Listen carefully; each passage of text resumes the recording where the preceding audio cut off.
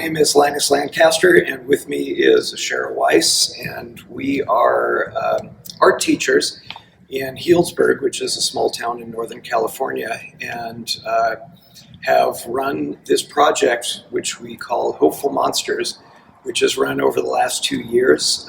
It has involved over 400 students who have participated, and we are sitting in an abandoned warehouse in Healdsburg, which is serving now as our exhibition space for a show where we have 150 of the sculptures that the students have produced in the process of doing some self-analysis and reflection on the issues of empathy and compassion. And we would like to share this exhibit with you today and talk a little bit about the project. We learned about this project that was similar called Ugly Monsters. A woman named Sasha Lith, who's also in Northern California, inspired us to do this project. And at the time, we heard her speak at a conference, and immediately a light bulb went off because at our district, we were talking a lot about trauma-informed education and how we could be more aware of the trauma that students bring into the classroom.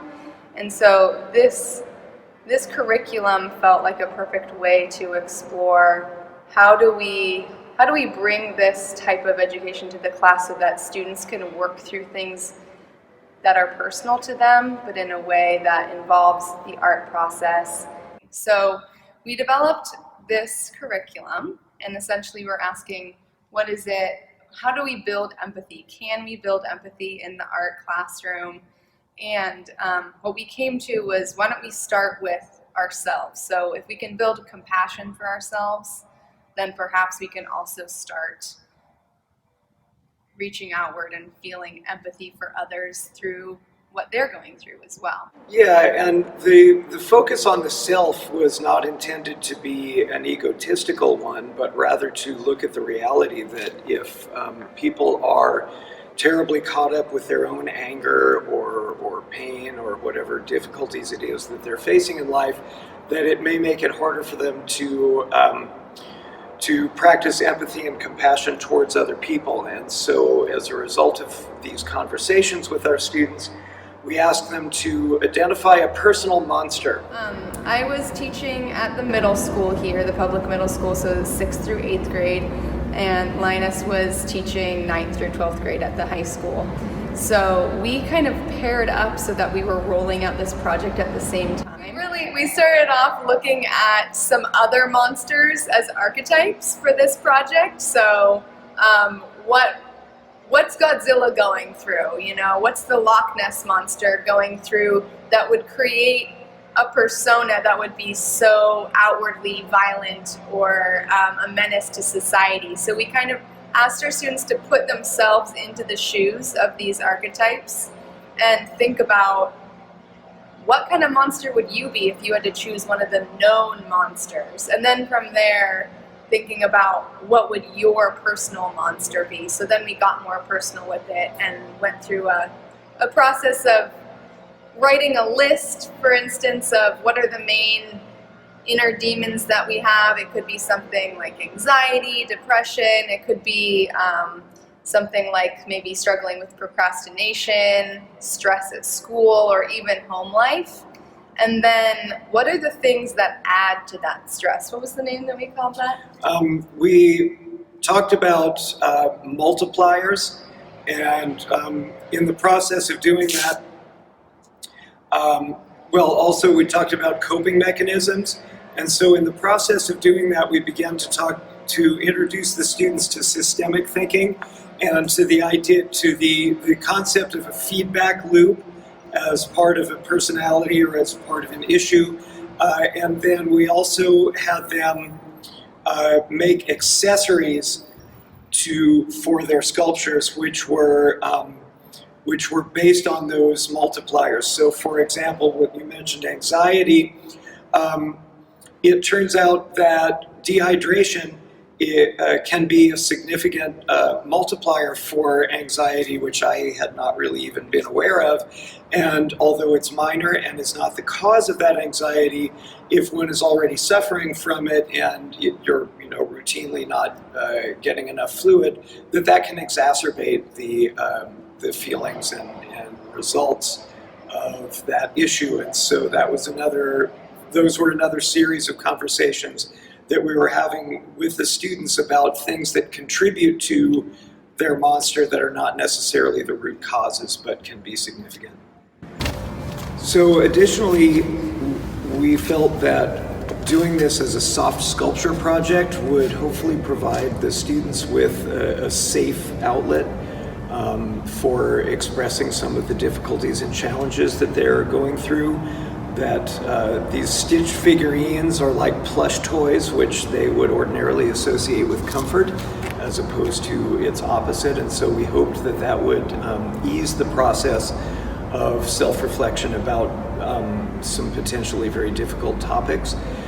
We also had the students mount their stitched figures on twigs and other armatures that would raise them up so that we could face our demons directly at eye level, not only for exhibition purposes, but also as symbolic of what we were trying to accomplish on an emotional level with the students.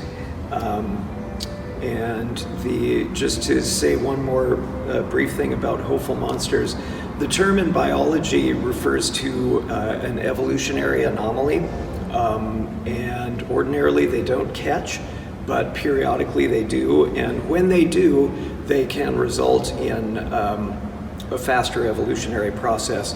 And so looking at our human condition from a little bit more of a bird's eye view, we hoped that this project could in some small way contribute to taking our species in hand and trying to really make a leap and to increase the level of empathy and compassion with which we treat each other.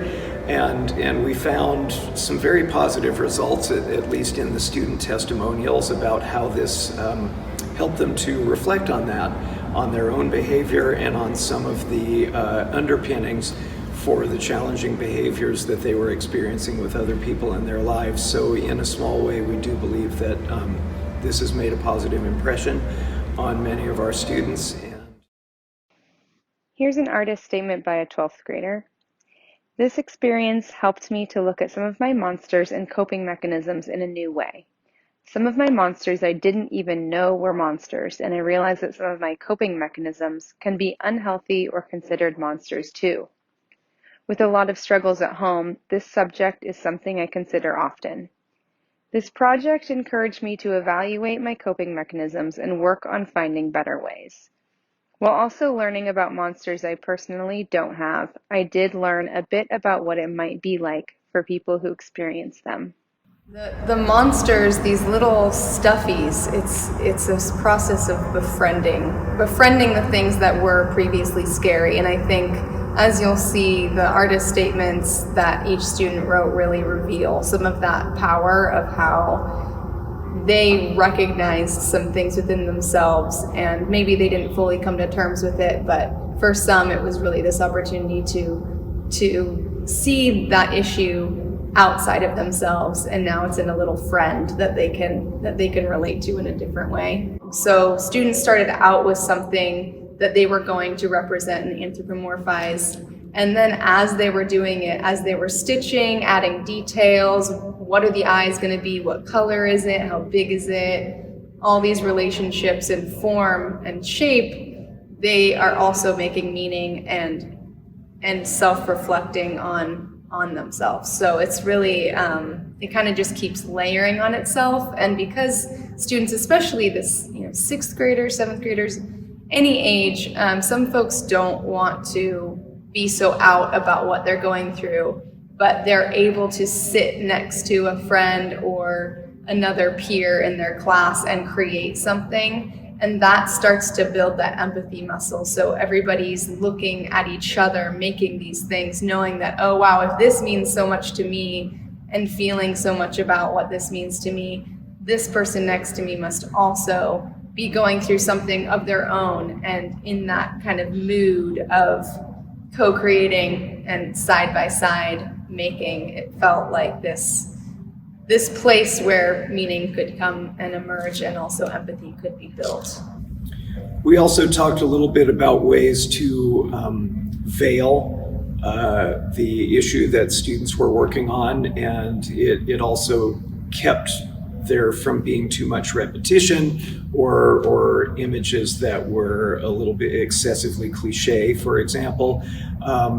And also there were students who didn't want it to be obvious what it was that they were working through. So instead of a depressed little rain cloud that would reveal to other students in class what it was that you were struggling with, they could use a chain of associations off of that and say, well, clouds produce rain, which make puddles on the asphalt. Asphalt is associated with cars. A student could build a car, and that was a representation for them of struggling with depression, but on the surface, nobody would know that. And so as you look at some of the sculptures, you can see that they're unexpected and unpredictable in their appearance. We got a one-page written statement from each student, so we have seen the backstory on all of these. They run the range, as you would expect, from hilarious to heart-wrenching and everything in between, but they were very, very surprisingly raw and honest with us, which was very encouraging because it meant that there was apparently a level of trust and that they were responding to the project in a way that was really positive and productive. Yeah, and on a larger scale, we're looking specifically at this project in an educational setting. So when you think about 30 students in a room together, there's only so much trust and safety you can make. It was safe enough to do this project, but that's why we're thinking about anonymity, for instance, and how students can veil themselves, because school isn't always a safe place for students to be and to feel safe there. So this was in that context. For this project, if it was taken into other contexts, maybe it's a small group who's in group therapy together, for instance. That might be a completely different way that this project could be taken into another avenue. So we set it up so that it would work really well for the classroom. This is something that we would like to have a light at the end of the tunnel. We would like for this to have a positive outcome, and our hope was that the students would gain a better understanding of empathy and compassion, and that it might even lead to their being able to practice it on a higher level. And so we called them hopeful monsters, which is also an evolutionary term from biology.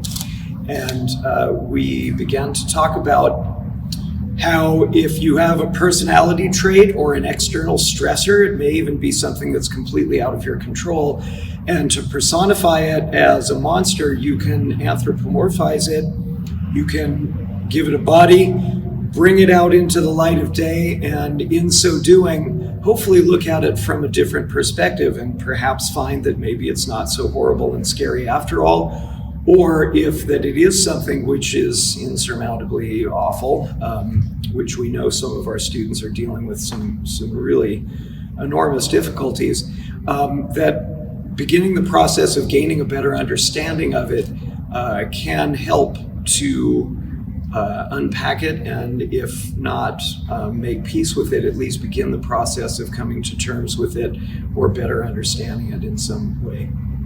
Yeah, so we weren't trying to solve the question of trauma and how people are dealing with that. I think we're giving one outlet and one avenue to work with people's issues internally. I think that going forward, we're seeing that a lot of students need a lot of extra support. So of course there's counseling services and things like that. And for me personally, I'm excited to see where this project goes into the future, because there could be more support on the psychology end of things, because we're art educators. We're not trying to call this art therapy, but at the same time, we're kind of sneakily weaving in these ways to explore our internal landscape. So it kind of crosses over into that world.